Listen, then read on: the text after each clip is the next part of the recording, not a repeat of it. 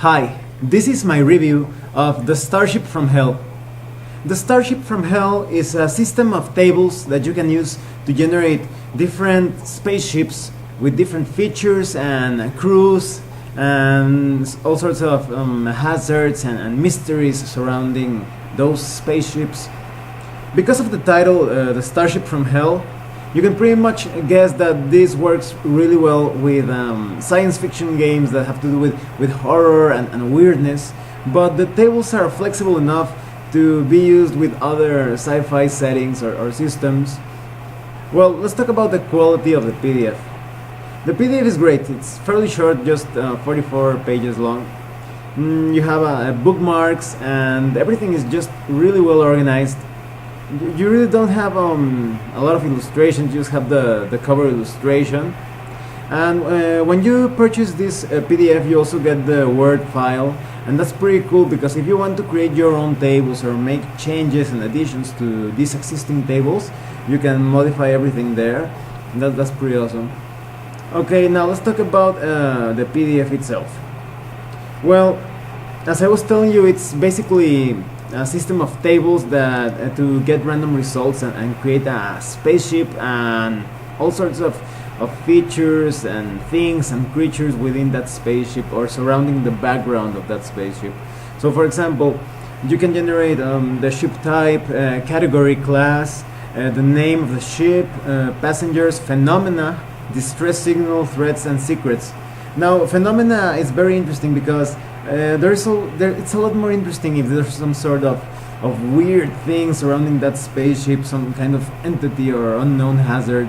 And the distress signal has to do with how the characters find out about that spaceship. Maybe they're exploring a specific part of outer space, and then they get this signal that there's something up ahead, and they decide to explore that signal, the place where that signal comes from. And threats and secrets are pretty much self-explanatory. Now, when it comes to generating NPCs for that spaceship, yeah, you can generate a lot of things about them, such as crew ranks, titles, names, traits, expertise, connection, factions, planets, locations, that's upper and lower locations, possessions, pregens, and you even get an appendix with more details. Well, let's talk a bit more about how to use this ship generator. So for example, let's say you make a few rolls and for the ship type, and you can get things such as autonomous, a colonial, imperial, maybe it's an imperial ship or a royal ship or a scientific ship, and that starts giving you a picture of the background of that vessel. And then you can roll the category for that ship. Maybe it's a patrol ship with an advanced system of sensors, or maybe it's a transport ship with a lot of maneuverability.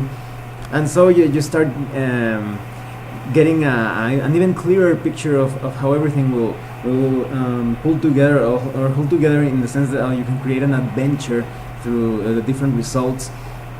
And now there are also various ship classes. So for example, the Abortioneer. This ship travels the galaxy collecting unwanted fetuses. So that's when it gets a bit weird and maybe creepy. Or maybe it's a Carrier. This ship has small attack ships in the hangar. Or maybe the ship is a Deadwing. The turrets of this battleship are manned by dead soldiers animated by cybernetic augmentations. And as you can see, that's all pretty creepy and moody and maybe, well, just really weird and maybe unsettling. And that's why I was telling you that this works really well with horror or weird sci-fi systems. And then you can roll the ship name, and you have a collection of different names, and you just roll once or twice, and you can get names such as, for example, the Sterile Mistress, or the Cadaver Wraith, or the Celestial Spectrum, and you get all these weird ship names.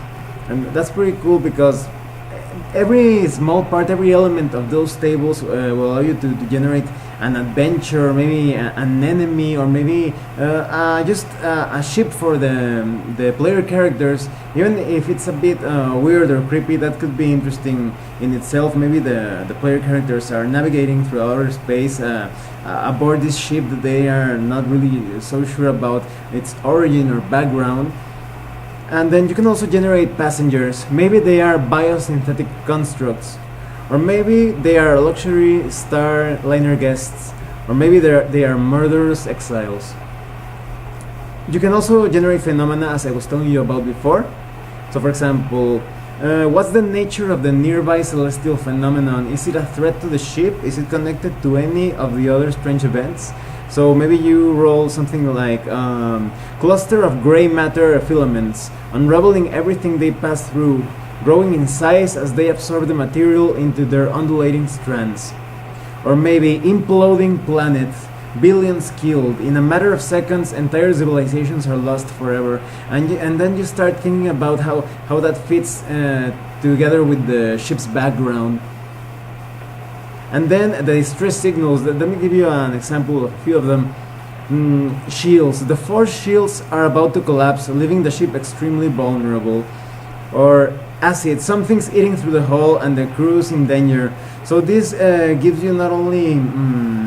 it gives you a visual sign of how the ship is in trouble just by looking at it from afar. Maybe you're checking the ship through radar or maybe sensors, and you start seeing what everything's all about. Or maybe it's like an invisible thing. So for example, maybe there's a virus. There's no antidote for the shipborne contagion. Unfortunately, it appears to travel from ship to ship via comm signals. The player characters would be screwed in that instance, because, well, they use the radar and now they are already infected, or maybe they talked to somebody aboard that ship. That's pretty awesome. Now, when it comes to threats, there's something wrong with the ship or the crew, or both. For example, a member of the crew claims to know the true identities of the player characters. He or she is locked in the brig and scheduled for execution in a few days. So that's kind of like a little mystery. And then, all life forms on the nearest planet go dark at once. Billions die. Or maybe each player character sees different things. One player character will look at a crew member and see a human female, whereas another player character will see a rotting corpse, and a third will see a biosynthetic reploid drone.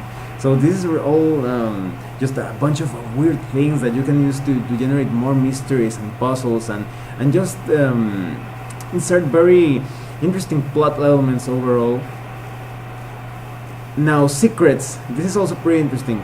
What's really going on aboard this vessel? This may or may not dovetail with the indicators from the preceding table, so there will be some work required by the GM if results from both tables are used.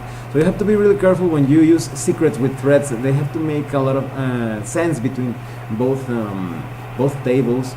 So for example, in secrets, a member of the science team has developed a weapon which will kill any human that has not yet reached puberty.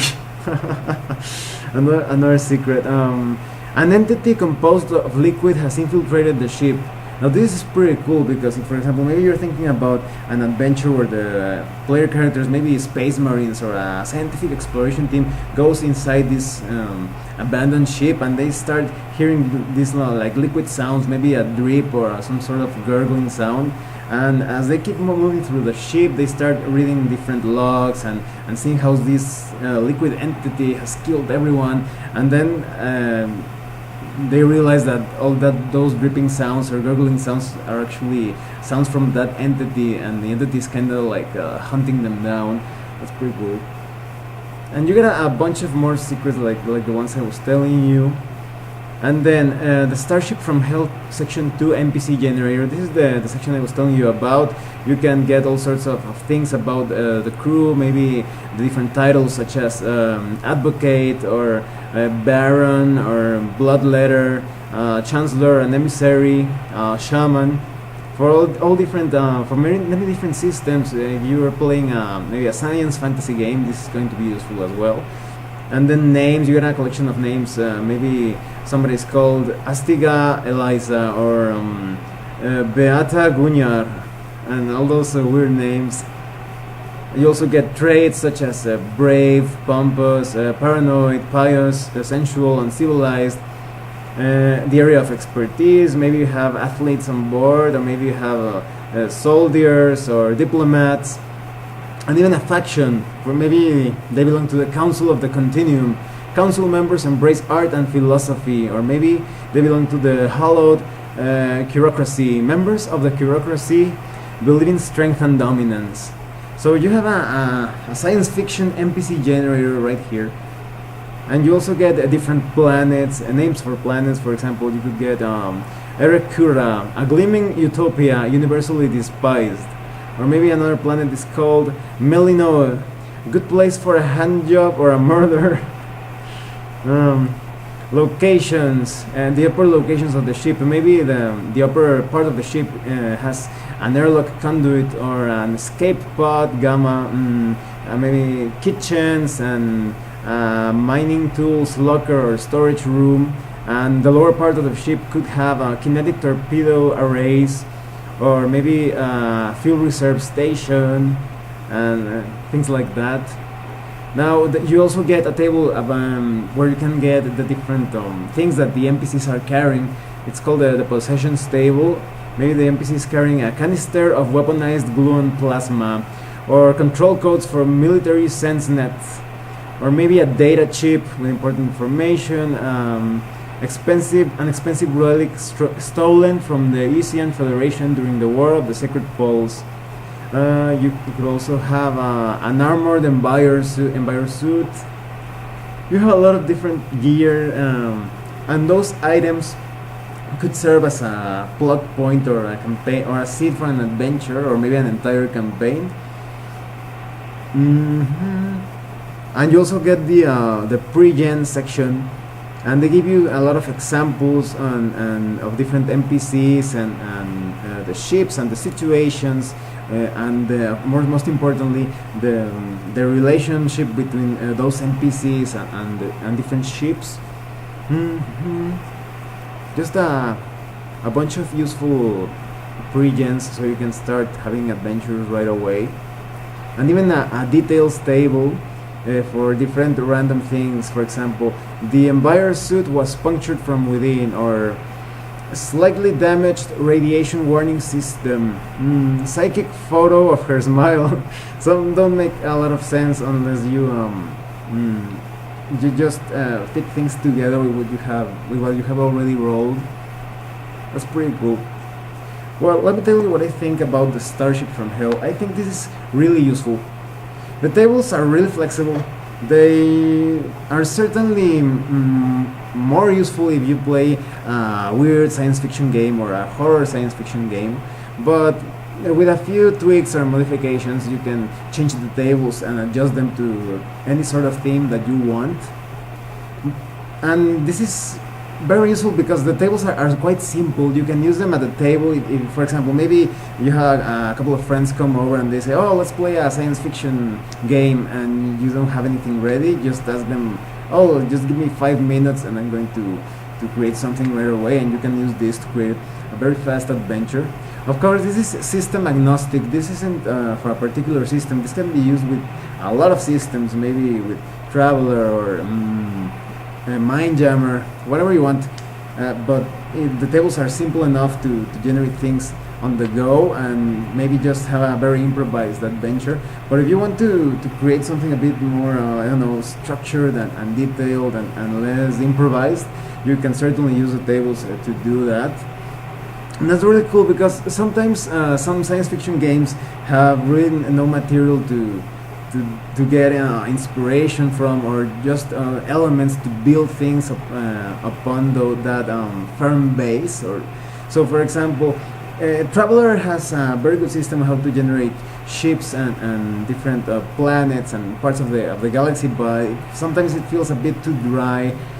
And so this is certainly going to help you to spice up your game.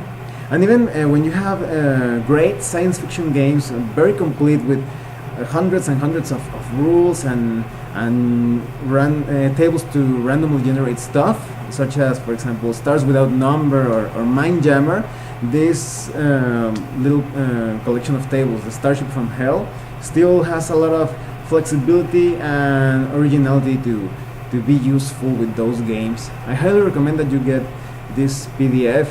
And I think it's pretty cheap. I think it was like about $3 or so. So I highly recommend that you get the Starship from Hell. If you play science fiction games, it's going to be very useful to you. Well, thanks for watching my review. If you have any comments or questions, please let me know. See you later.